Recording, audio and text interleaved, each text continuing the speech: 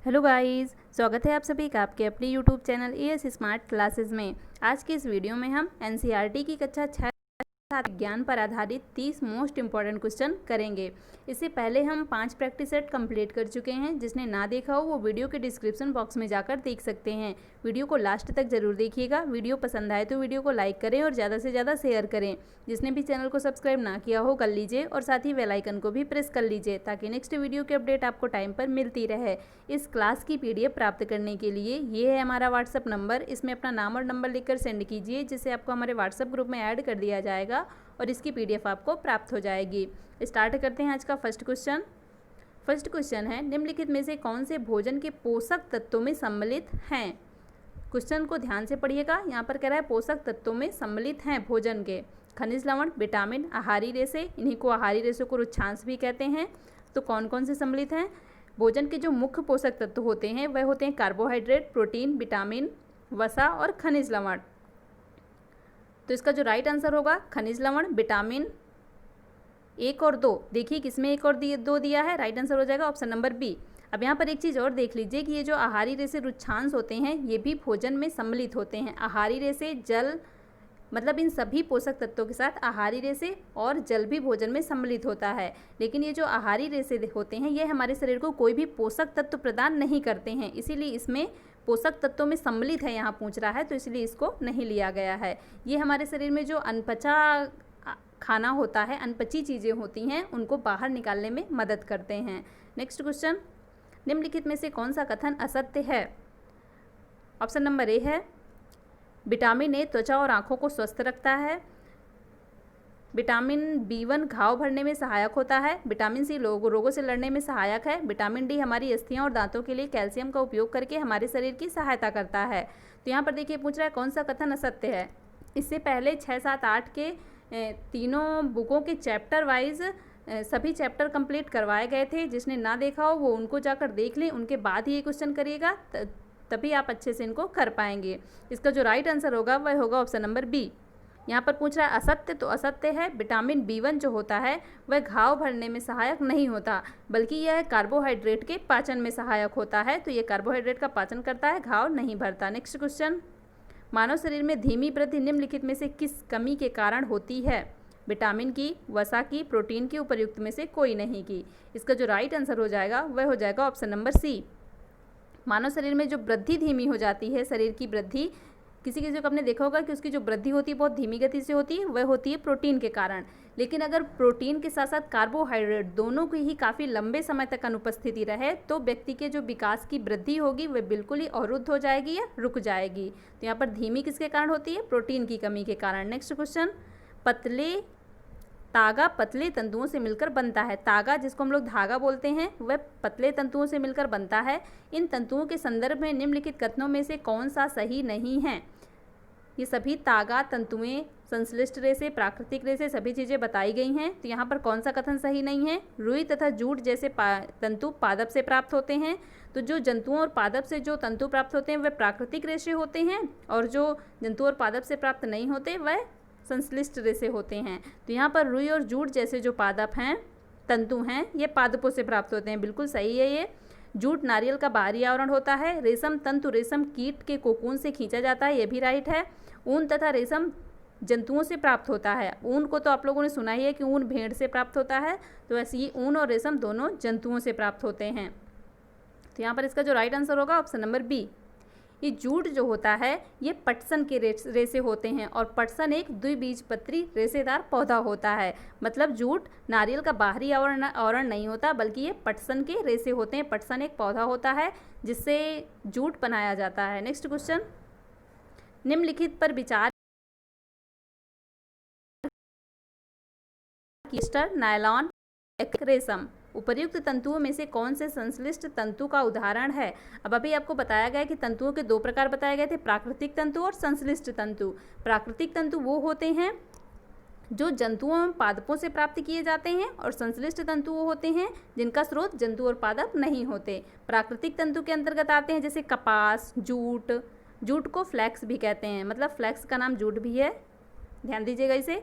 Jute, flex, रेशम, ऊन ये सभी प्राकृतिक तंतु होते हैं और पॉलिएस्टर, नायलॉन, एक्रिलिक ये सभी संश्लिष्ट तंतु या कृत्रिम तंतु होते हैं।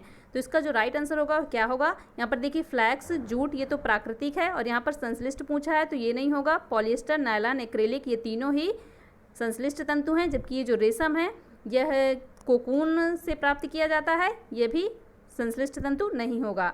तो इसका जो राइट आंसर होगा 2, 3, 4 देखिए किस में है, इसका राइट आंसर हो जाएगा ऑप्शन नंबर बी।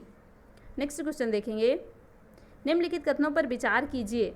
अब यहाँ पर भी देखिए कई कथन दिए हैं, कौन कौन से। पहला है पटसन जूट पादप को पुष्पन अवस्था में काटते हैं। अब जूट जो था ये पटसन पादप से प्राप्त होता था, तो इसको किस अवस्था में काटते हैं, पुष्पीय अवस्था में। जब मतलब ये पुष्पीय रूप में ये पौधा रहता है तभी इसको काटते हैं।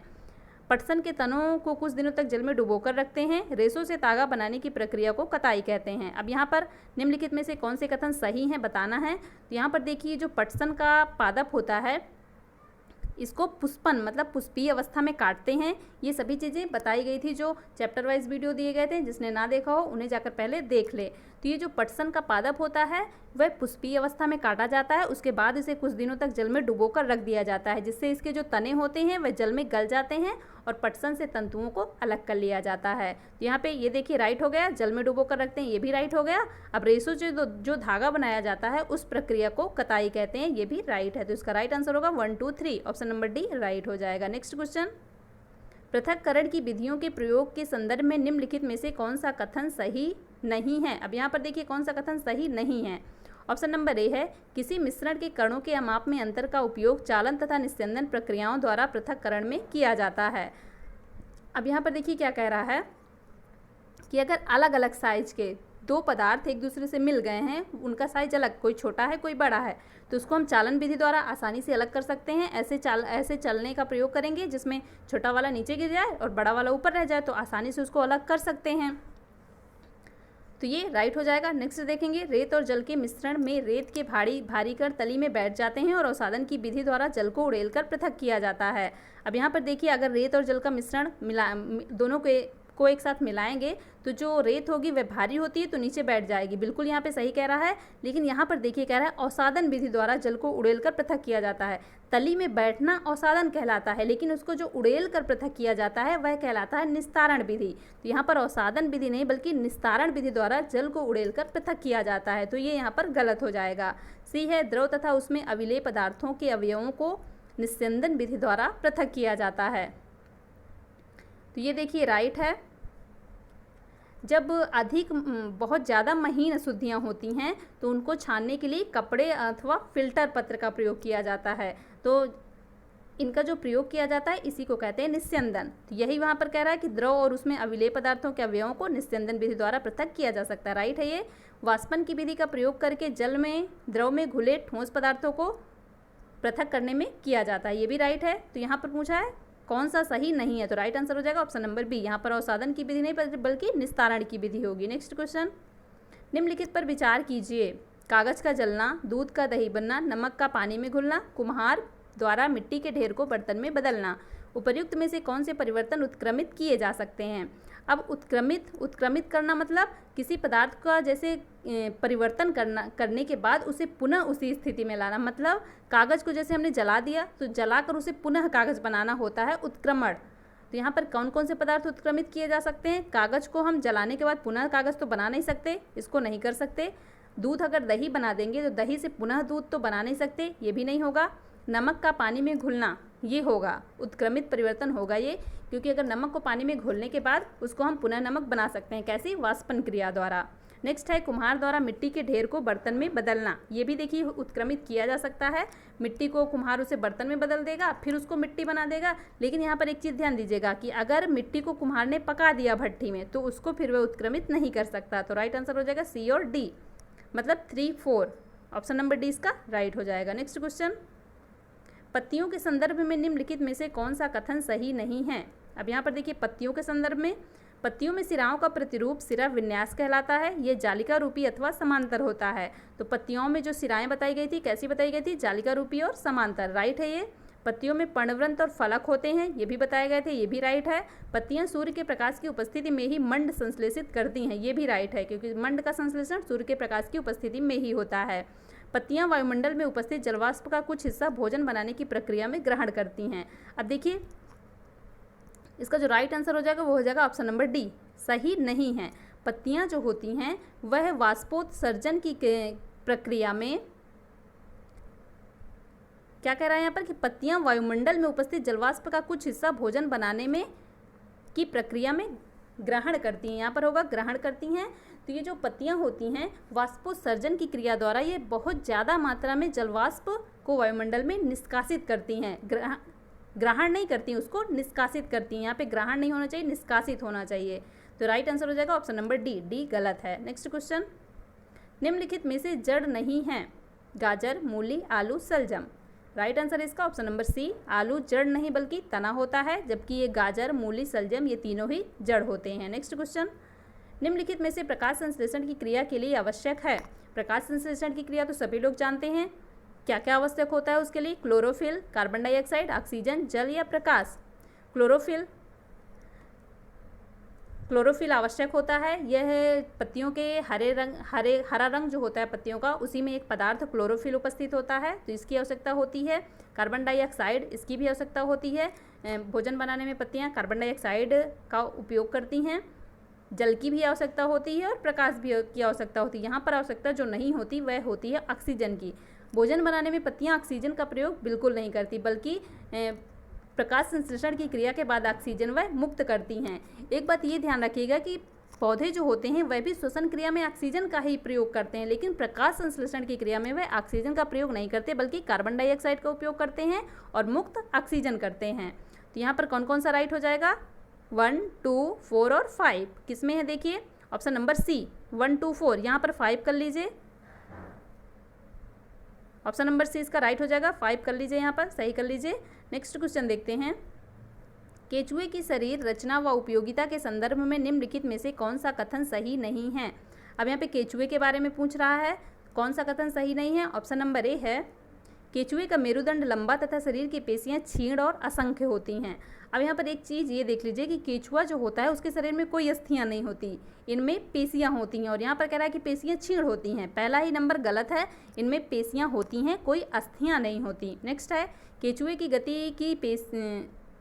की गति शरीर की पेशियों को बारी बारी से विस्तारण एवं संकुचन से होती है। अब केचुए को आप लोगों ने देखा होगा, जब वो चलता है तो जिधर की साइड चलता है तो अपने पीछे के भाग को पहले आगे की ओर सिकोड़ता है, उसके बाद आगे के भाग को विस्तारण करता है। तो ये राइट है, केचुए की गति विस्तारण और संकुचन होती है।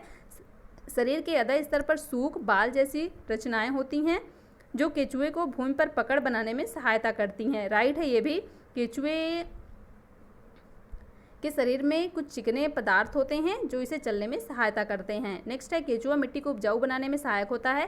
केचुआ जमीन पर जब चलता है तो उसके सम्मुख आने वाली मिट्टी को वह खाता है और उसका शरीर अनपचे पदार्थ को ही बाहर निकाल देता है, जिससे क्या होता है कि वो जो मिट्टी होती है वह उपजाऊ हो जाती है। इसीलिए केचुए को किसानों का मित्र भी कहा जाता है। तो ये भी राइट है। तो यहाँ पर पूछा है कौन सा कथन सही नहीं है, तो राइट आंसर हो जाएगा ऑप्शन नंबर ए, केचुए में पेशियां होती हैं, अस्थियां नहीं होती हैं। नेक्स्ट क्वेश्चन, केचुए के श्वसन के संदर्भ में निम्नलिखित में से कौन सा कथन सही है।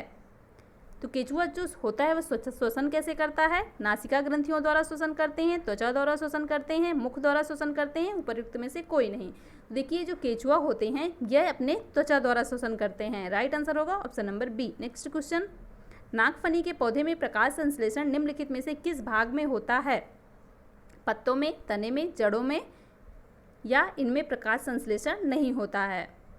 तो अब यहाँ पर एक चीज़ देखिए कि ये जो नागफनी का पौधा होता है ये एक मरुस्थली पौधा होता है, और मरुस्थली पौधे जो होते हैं उसमें वाष्पोत्सर्जन की क्रिया द्वारा जल की बहुत कम मात्रा निष्कासित होती है। तो ये ऐसा होता है, ऐसे इसमें पत्तियाँ टाइप की होती हैं नागफनी पौधे में, हरी हरी होती हैं, जो पत्तियाँ जैसी लगती हैं, उसमें कांटे होते हैं, देखा होगा कई लोगों ने। तो वो उसकी पत्तियां नहीं होती बल्कि उसके तने होते हैं। तो नागफनी में जो प्रकाश संश्लेषण होता है वह उसके तने में होता है। राइट आंसर इसका हो जाएगा option number B. Next question, निम्नलिखित में से किसमें श्वसन प्रक्रिया संपन्न होती है, पौधे में, जीव में, बीज में। तो श्वसन की प्रक्रिया जो होती है वह किसमें संपन्न होती है? नीचे दिए गए कूटों में सही उत्तर चुनिए। सही उत्तर चुनना है, तो इसका राइट आंसर क्या होगा? 1 2 2 2 3 या 1 2 3। इसका राइट आंसर हो जाएगा ऑप्शन नंबर डी। पौधों में भी श्वसन क्रिया होती है, जीव में भी श्वसन क्रिया होती है और बीजों में भी श्वसन क्रिया होती है। सभी सजीवों में श्वसन क्रिया होती है। नेक्स्ट क्वेश्चन, निम्नलिखित में से लंबाई का यसाई मात्रक कौन सा है? मीटर, फुट, ए बी दोनों, उपयुक्त में से कोई नहीं। अब यहाँ पर ध्यान दीजिएगा कि यसाई मात्रक पूछ रहा है, तो इसका राइट आंसर हो जाएगा ऑप्शन नंबर ए, मीटर। लंबाई का जो यसाई मात्रक होता है, अंतरराष्ट्रीय मात्रक प्रणाली यसाई मात्रक वह मीटर होता है। नेक्स्ट क्वेश्चन, व्यक्ति वस्तुओं को देख पाता है जब, कब देख पाता है व्यक्ति वस्तुओं को? जब वस्तु पर प्रकाश पड़े, जब व्यक्ति की आंखों पर प्रकाश पड़े, जब प्रकाश वस्तु पर पड़े और आंखों की तरफ आए, इनमें से कोई नहीं। इसका राइट आंसर हो जाएगा ऑप्शन नंबर सी। अगर सिर्फ वस्तु पर प्रकाश पड़ेगा, व्यक्ति की आंखों पर नहीं पड़ेगा तो उसे नहीं दिखाई देगा। अगर सिर्फ आंखों पर पड़ेगा, वस्तु पर नहीं पड़ेगा तो भी नहीं दिखाई देगा। जब प्रकाश वस्तु पर पड़े और आंखों की तरफ भी आए तब व्यक्ति को वस्तुएं दिखाई देती हैं। नेक्स्ट क्वेश्चन, पंखे का चलना उदाहरण है। अब ये जो पंखा चलता है ये किसका उदाहरण है? सरल रेखीय गति का, वर्तुल गति का, आवर्ती गति का या इनमें से कोई नहीं। इसका जो राइट आंसर होगा वह होगा ऑप्शन नंबर बी। पंखे का चलना जो उदाहरण होता है ये वर्तुल गति का होता है। पंखे का चलना, घड़ी की सुई का चलना, कुम्हार के चाक में गोल गोल घूमना, ये वर्तुल गति के उदाहरण होते हैं। नेक्स्ट क्वेश्चन, निम्नलिखित में से असत्य कथन का चयन कीजिए। जब प्रकाश के पथ में कोई अपारदर्शी वस्तु आ जाती है तो उस वस्तु की छाया नहीं बनती। अब यहाँ पर देखिए असत्य कथन का चयन करना है। अगर जैसे प्रकाश का कोई पथ है, मान लीजिए वहाँ पर कोई अपारदर्शी वस्तु आ गई, अपारदर्शी मान लीजिए कोई लकड़ी आ गई, तो क्या कह रहा है यहाँ पर? छाया नहीं बनेगी। बिल्कुल गलत कह रहा है, क्योंकि अगर अपारदर्शी वस्तु आएगी तो प्रकाश इस पार से उस पार तो जा नहीं पाएगा, तो वो छाया बनाएगा। तो यहाँ पर देखिए पहला ही गलत है। और भी देख लेते हैं। बी कह रहा है दर्पण परावर्तन से हमें स्पष्ट प्रतिबिंब प्राप्त होता है, राइट है ये। परभासी वस्तुएं प्रकाश के कुछ भाग को ही अपने में से होकर जाने देती हैं, ये भी राइट है। पारभासी जो वस्तुएं होती हैं कुछ भाग को जाने देती हैं, अपारदर्शी बिल्कुल नहीं जाने देती, और पारदर्शी जो होती हैं उनमें से प्रकाश का पूरा भाग एक पार से दूसरे पार चला जाता है। नेक्स्ट है प्रतिबिंब छायाओं से अत्यधिक भिन्न होते हैं, ये भी राइट है। छायाएं अलग होती हैं और प्रतिबिंब अलग चीज़ होती है। तो यहाँ पर देखिए पहला ही नंबर गलत है, क्योंकि अगर कोई अपारदर्शी वस्तु आएगी तो छाया बनेगी, अगर कोई पारदर्शी वस्तु आती तो छाया नहीं बनती। नेक्स्ट क्वेश्चन, विद्युत बल्ब में होता है, क्या होता है विद्युत बल्ब में? फिलामेंट, स्विच, सॉकेट या डाइंग पिन। इसका जो राइट आंसर होगा वह होगा ऑप्शन नंबर ए। विद्युत बल्ब में फिलामेंट होता है जो विद्युत बल्ब के टर्मिनलों से जुड़ा होता है। जब इसमें विद्युत धारा प्रवाहित होती है तो यह फिलामेंट ही दीप्त हो जाता है या जल उठता है। नेक्स्ट क्वेश्चन, विद्युत चालक तथा विद्युत रोधक से संबंधित कथन है। ऑप्शन नंबर ए है, जो पदार्थ विद्युत धारा का प्रवाह होने देते हैं वे विद्युत चालक कहलाते हैं, तथा जो पदार्थ विद्युत धारा का प्रवाह मंद कर देते हैं विद्युत रोधक कहलाते हैं। बी है, जिस पदार्थ में विद्युत धारा का प्रवाह होता है उसे विद्युत चालक कहते हैं, तथा जिस पदार्थ में विद्युत धारा का प्रवाह नहीं होता उसे विद्युत रोधक कहते हैं। सी है, जिसमें विद्युत धारा प्रवाहित नहीं हो सके उसे विद्युत चालक, तथा जिसमें विद्युत धारा प्रवाहित होती है उसे विद्युत रोधक। अब यहाँ पर देखिए विद्युत चालक और विद्युत रोधक ये होते क्या हैं? विद्युत चालक वह होते हैं जिन पदार्थों से प्रवाहित मतलब विद्युत धारा प्रवाहित होती है उनको विद्युत चालक कहते हैं, और जिनसे विद्युत धारा प्रवाहित नहीं हो सकती उनको विद्युत रोधक कहते हैं। तो राइट आंसर हो जाएगा ऑप्शन नंबर बी। अब यहाँ पर देखिए मंद नहीं करता, बिल्कुल विद्युत प्रवाह को रोक ही देता है, वह होता है विद्युत रोधक। विद्युत रोधक वर्ड से समझिए, राइट आंसर हो जाएगा option number B. Next question, rime of the ancient mariner कविता के रचयिता हैं। अब ये भी बताया गया था, तो इसका राइट आंसर क्या होगा? ऑप्शन नंबर ए दिया है M T. Coleridge, B S T. Coleridge, T M. Coleridge या टी.एस. कोलरिज। इसका जो राइट आंसर होगा वह होगा option number B S T. Coleridge. Rime of the ancient Mariner के जो लेखक हैं वह हैं एस.टी. कोलरिज। इन्होंने 1978 में यह पुस्तक लिखी थी, और इन्होंने इसमें उल्लेख एक कविता की पंक्ति का उल्लेख किया है, हर जगह जल ही जल, पीने के लिए कोई बूंद नहीं। इन्होंने महासागर में भटके किसी जहाज के नाविकों की करुण गाथा के विषय में वर्णन किया है, और उन्हीं के लिए इन्होंने कहा था कि हर जगह जल ही जल और पीने के लिए कोई बूंद नहीं। नेक्स्ट क्वेश्चन, निम्नलिखित में से कौन सा पादप कीटों को पकड़कर अपना आहार प्राप्त करता है? अब कुछ कीट भक्षी पादप भी होते हैं, तो वह कौन सा पादप है? अमरबेल, गुड़हल, घटपर्डी या गुलाब? अब इसका राइट आंसर क्या होगा? ये तो बहुत ईजी है। इसका राइट आंसर हो जाएगा ऑप्शन नंबर सी। कौन सा पादप जो कीटों को पकड़ कर खाता है? घटपर्णी। घटपर्णी पादप कीटों को पकड़कर खाता है। नेक्स्ट क्वेश्चन, पादप के किस भाग द्वारा प्रकाश संश्लेषण हेतु वायु में कार्बन डाइऑक्साइड ली जाती है? मूल रोम द्वारा, रंध्र द्वारा, पर्णशिराएं द्वारा या बाह्यदल द्वारा? इसका राइट आंसर क्या होगा? ऑप्शन नंबर 20 का राइट हो जाएगा। पत्ती की जो सतह होती है उसमें उपस्थित सूक्ष्म रंध्र होते हैं और उन्हीं में उपस्थित कार्बन डाइऑक्साइड उससे प्रवेश करती है। ये जो रंध्र होते हैं यह द्वार कोशिकाओं द्वारा घिरे होते हैं। नेक्स्ट क्वेश्चन देखेंगे, निम्नलिखित में से कौन सा तापमान का मात्रक नहीं है? ऑप्शन नंबर ए है सेल्सियस, बी फ़ारेनहाइट, सी केल्विन और डी पास्कल। तो यहाँ पर जो इसका राइट आंसर होगा वह होगा ऑप्शन नंबर डी। पास्कल जो होता है ये तापमान का नहीं बल्कि दाब का मात्रक होता है। अब बल्कि बाकी ये जो हैं सेल्सियस, फ़ारेनहाइट, केल्विन, ये तीनों ही तापमान के मात्रक होते हैं और ये पास्कल जो होता है ये दाब का मात्रक होता है। तो राइट आंसर है इसका ऑप्शन नंबर डी। यहाँ पर एक चीज़ और ध्यान दीजिएगा कि तापमान का जो यसाई मात्रक होता है वह होता है केल्विन। नेक्स्ट क्वेश्चन, स्टेनलेस इस्पात की कड़ाही में प्रायः कॉपर तांबे की तली लगाई जाती है, इसका कारण हो सकता है? अब स्टेनलेस इस्पात की जो कड़ाहियाँ होती हैं उनमें नीचे तांबे की तली लगाई जाती है, इसका क्या कारण हो सकता है? ऑप्शन नंबर ए है तांबे की तली कड़ाही को अधिक टिकाऊ बना देती है। ऐसी कड़ाही दिखने में सुंदर लगती है। स्टेनलेस इस्पात की अपेक्षा तांबे को साफ करना अधिक आसान है। स्टेनलेस इस्पात की अपेक्षा तांबा ऊष्मा का अच्छा चालक है।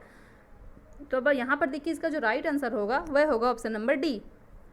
इसलिए तांबे की तली लगाई जाती है क्योंकि जो तांबा होता है वह स्टेनलेस इस्पात की अपेक्षा ऊष्मा का अच्छा चालक होता है, जिसके कारण ऊष्मा जो होती है वह बर्तन की तली में अच्छी तरीके से फैल जाती है और भोजन अच्छी तरह से पक जाता है। नेक्स्ट क्वेश्चन, निम्नलिखित में से कौन सा पदार्थ हमारी पेशियों में संचित होता है?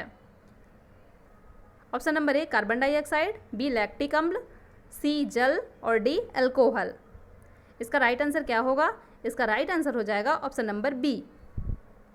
अब यहाँ पर एक चीज़ ये समझिए कि लैक्टिक अम्ल कैसे होता है। जब हम जैसे कभी ज़्यादा दौड़ लिए, ज़्यादा व्यायाम कर लिए या ज़्यादा कोई भारी वजन उठा लिए तो उसमें क्या होता है, हमें बहुत ज़्यादा से ज़्यादा ऑक्सीजन की आवश्यकता होती है, लेकिन जो ऑक्सीजन की हमारे शरीर में मात्रा है वह तो सीमित ही होती है। सीमित ही हम ऑक्सीजन की मात्रा को ले सकते हैं। तो जब हमें बहुत ज़्यादा ऊर्जा की आवश्यकता होती है तो वहाँ पर क्या होता है, हमारी जो पेशी कोशिकाएँ होती हैं वह अवायवीय श्वसन द्वारा ऊर्जा की जो अतिरिक्त मांग होती है उसको पूरा करती हैं। वायवीय श्वसन जिसमें ऑक्सीजन का प्रयोग किया जाता है और अवायवीय श्वसन जिसमें ऑक्सीजन का प्रयोग नहीं किया जाता, ये दोनों ही श्वसन बताए गए थे। तो यहाँ पर अवायवीय श्वसन द्वारा पेशी कोशिकाएं हमारी ऑक्सीजन की अतिरिक्त मांग को पूरा करती हैं। तो इस प्रक्रम में होता क्या है, ग्लूकोज का आंशिक रूप से विखंडन होता है। विखंडित होकर ग्लूकोज लैक्टिक अम्ल और कार्बन डाइऑक्साइड का निर्माण करता है और धीरे धीरे यही लैक्टिक अम्ल का जब संचय हो जाता है तो पेशियों में ऐंठन होने लगती है। ऐंठन मतलब जब ज़्यादा कोई कार्य कर लेते हैं तो दर्द होने लगता है पेशियों में। तो इसी कारण से लैक्टिक अम्ल के इकट्ठा होने के कारण पेशियों में ऐंठन होने लगती है। इसको हम दूर कैसे कर सकते हैं? गर्म पानी से उस जगह को सेंक सकते हैं या मालिश करवा सकते हैं, जिससे रक्त का संचार सही तरीके से हो जाता है, बढ़ जाता है, जिससे वो जो लैक्टिक अम्ल होता है पुनः कार्बन डाइऑक्साइड और जल में विखंडित हो जाता है। तो वो जो ऐंठन होती है वह खत्म हो जाती है। Next question,